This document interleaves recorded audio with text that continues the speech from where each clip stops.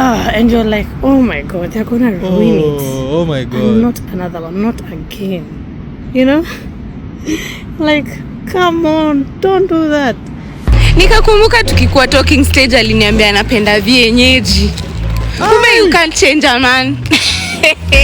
But usiniwestie time. Kama haunidai, sema tu, niambie madam.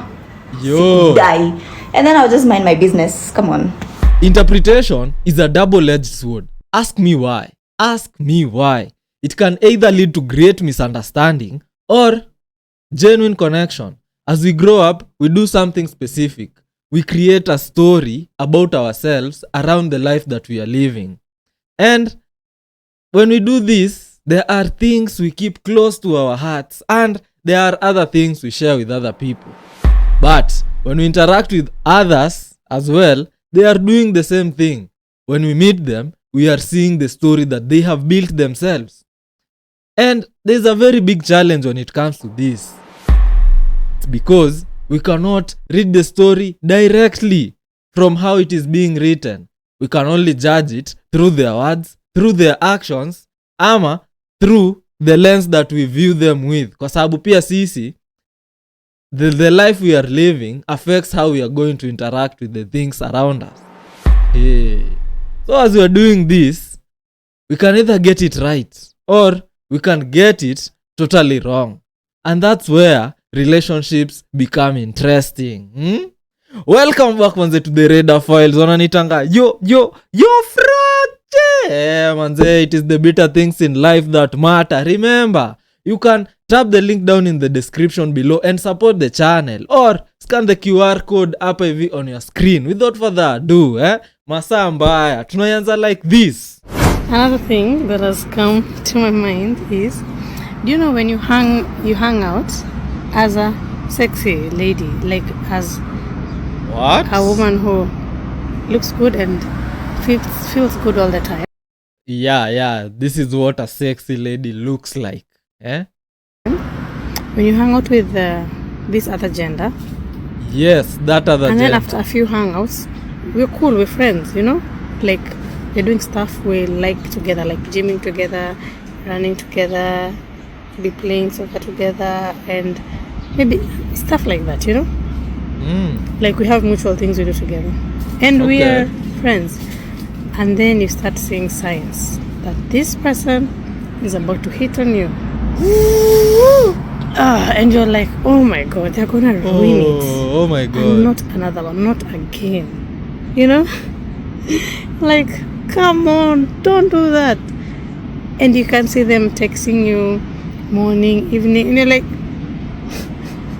oh, stop, please, don't go there. Don't go there, because we're gonna ruin all these good vibes that we have, you know? And I feel so sad. I'm about to lose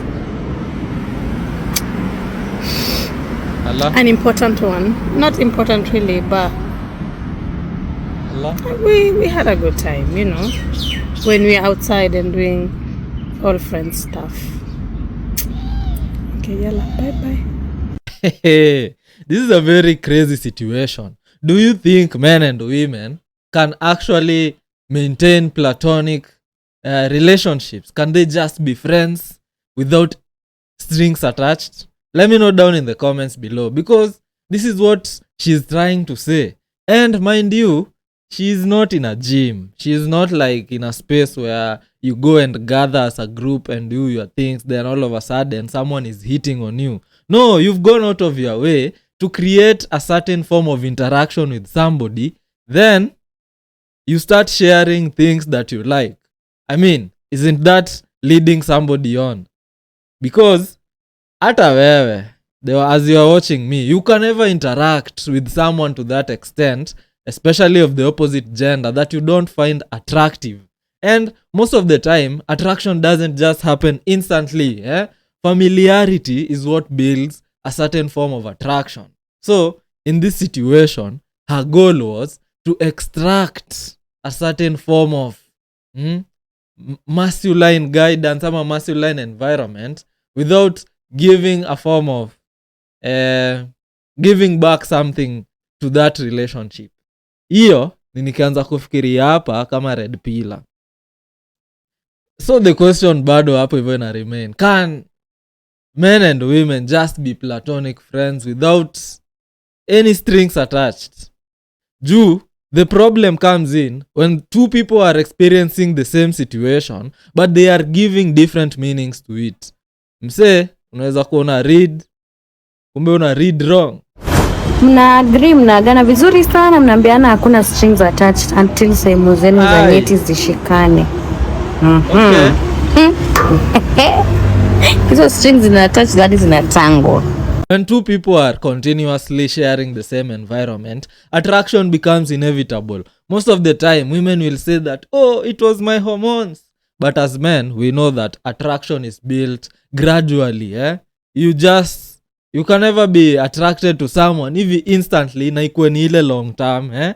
Short term attraction ndio tunajuanga ni hizo superficial, how somebody looks. But if you are going to depend on creating something long lasting, then you have to continuously share your environment with someone. Na the moment tususu manze tumeshikana, kai kimeumana walai. Hapo ndio your agenda mmeandikiana hapo, inaitangwa ni prima pama ni nini. You have an agreement. We should not have strings attached. But the moment zime attachment after complaints, after getting angry for each other, at least that's what me I have experienced. Let me know your experience down in the comments below. So leo nimetumia chali yangu video nikifanya makeup. Akaniuliza, sasa hii yote ni ya nini? Na utaenda uoshe uso ukienda kulala. Walai. Nikakumbuka tukikuwa talking stage aliniambia anapenda vienyeji. Kumbe you can't change a man. Kitaniramba. Sasa, are you trying to say wewe ni kienyeji ama what was your agenda doing this video? Hapa hivi ni crazy sasa. What it brings to my mind is that idea of trying to change someone or versus discovering somebody for who they really are. If the guy had already said that, hey, me, I don't like too much makeup. When you apply all that makeup, I like you for who you are. But deep down, she's trying to change him. As ukisikiza hapo hivyo venye anasema hii story. She's literally trying to change this guy's perspective. And who do you think makeup is for? Back in the days, we could have said that it was to hide somebody's likeness as they do shady things in the nightlife. Nowadays, it has been normalized for everyone. In fact, kama upigi makeup au weki certain hairstyles, mademo wanaonanga ni kama they are not in trend. They are not a body. Ningori my guy. You see, when you get your mind out of the idea of changing someone, because we all do it. Kwanza wacha tuongelea hiyo. We all do it. Women think they can change a man. Wanaona, hey, this is a mysterious, when wanaitanga mysterious guy, a guy who is sleeping with multiple women. Anaonanga, oh, I can lock down this man and change him. On the other side, as men, we also practice it. We look at certain women and their behaviors na characteristics, then we think imposing certain laws and boundaries, it is going to change them. Compatibility isn't about finding someone who likes everything the way you like it. It is finding someone that can accommodate your difference. Ina make sense? It is finding a situation kwenye you can create room. Instead of trying to change somebody, you have enough room to observe them for who they are and accept that there are some things that they do that you don't actually do, yet you enjoy each other's company. Mimi, by the way, sinanga issue na kupursue anyone. Like, if I have interest in you, I'll pursue you and I will let you know my intentions. But usiniwestie time. Kama haunidai, sema tu, niambie madam. Yo. Die. And then I'll just mind my business. Come on. Nakamchafu na ni asubuhi. Kai. Mimi, by the way, sinanga issue na kupursue anyone. Like, man, that started on a very good and interesting note until you realize what is happening at the end of it. why the fuck are you bringing that negative energy? Ulikuwa umeanza tu vizuri, But notice what is happening in this clip. This girl is actually being genuine, She's being genuine. If she likes you, she's going to approach. And how do you think she's going to do it? Do you think she's going to be outward with her words, her intentions? Or will she just place herself in your environment and give you glances? Let me know what you guys think down in the comments below. But she's also revealing something subtle that most men will not actually be tuned to it. You know, most women actually get attention. And when they get attention, they know how they operate with this attention. They either tell other people toward, like straight outward, I am not going to deal with you, like I don't like you, my guy. Ama, even without doing that, they can just ask them for money so that those guys can sift themselves out of their inboxes. Unacheki? Then there are others when they keep in ambiguity. These are the guys who they go and ask for money instantly inatumwa. Guys that are ready to simp, ready to back, like Drake manze. Ready to back when they are told back. So she knows these dynamics, and that's why it's pissing her off that she might also be interested in someone, and that person can also be playing that game. I mean, you can never recognize what is not inside you. Unanipata kweli? Maybe let's go to the next one. Na mnipatie maoni. What do you guys think about that clip? If one of your male friends, let's say you once had a thing and it didn't work out, like let's say not even a thing, it's like a one night that you guys kissed many years ago or you guys fucked many years ago, does he have an obligation to... Hey, I had a feeling. Wanayesema kama by the way, you guys, you just fucked, Damn. reveal that to his partner? Nope, and neither do I. Yeah. Yo. What if she outright We need to listen to that again. We might be missing asked, something. oh, have you... One more If time. one of your male friends, let's say you once had a thing and it didn't work out, like let's say not even a thing, it's like a one night that you guys kissed many years ago or you guys fucked many years ago, does he have an obligation to reveal that to his partner? Nope, and neither do I. What? Yeah. What if she outright asks, oh, have you and Lydia ever had a thing? You lie. want him to lie? You have to lie. Lydia, you see that's where things start going wrong. Let me tell you why. Yeah. Because you won't understand This the is context crazy. after that. You will never ever understand the context that this is purely a friendship from that point. I want to hear y'all's comments on Yes, this. Do you I think know he should it's like, lie? yeah, he should or whatever, but no. Beryl, what do you think? Yeah, You no. should disclose. The friendship You see, she is done. said you If you should want the disclose. friendship to still continue, Even if you it's gotta- like, okay, let's say 10 years ago. and also the seriousness of the situation. I If see it was why. just a kiss.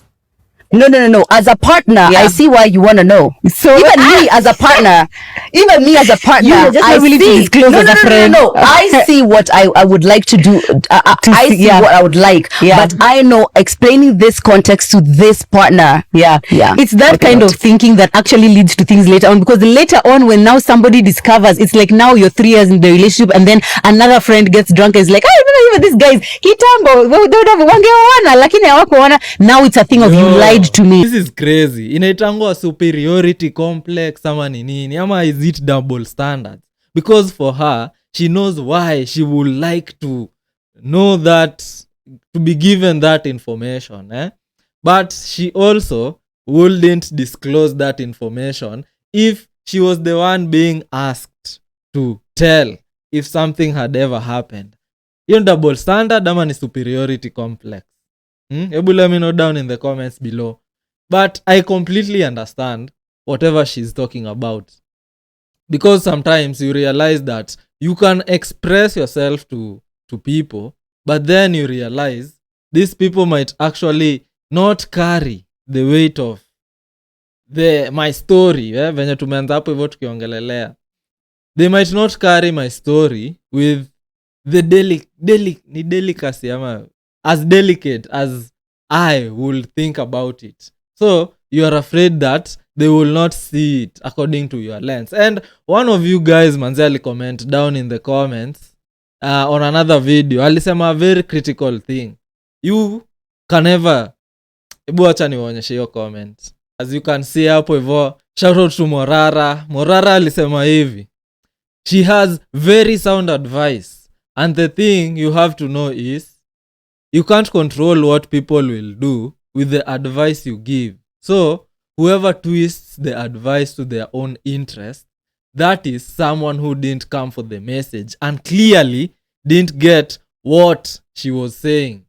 That is the same as our situation hapa hivi kwa udem. You can control the information you give out, but once it's out there, you cannot control what people do with it. The fundamental thing ni ati, if the information you give out in a situation where you are with someone, and all of a sudden you know it has a very high potential of changing their idea of being with you, don't you think they should be allowed to see that information for what it is? Let me know down in the comments below. All these clips raise a genuine concern when it comes to building healthy relationships. You see, you can never build a genuine relationship with someone when you are constantly curating the personality that you want them to discover. Like, you're not being truly who you are. If you continue to do that, then eventually they are going to see through the cracks, or you are even going to become somebody totally different. And I think the most crazy thing to realizing huku hivi nje is that we should learn the difference between asking someone to understand you and asking them to become someone totally different. We should always hold that space for someone to be themselves within the relationship that we are entertaining. But at the end of the day, always navigate with balance. By navigating with balance, you have to hold these certain perspectives that are different from yours in life and apply them in different situations. Other than that, you can always support the channel. Scan the QR code on your screen right now. YouTube thinks you might be interested in the video on your screen at the moment. Click on that video. I'm waiting to see you on the next one.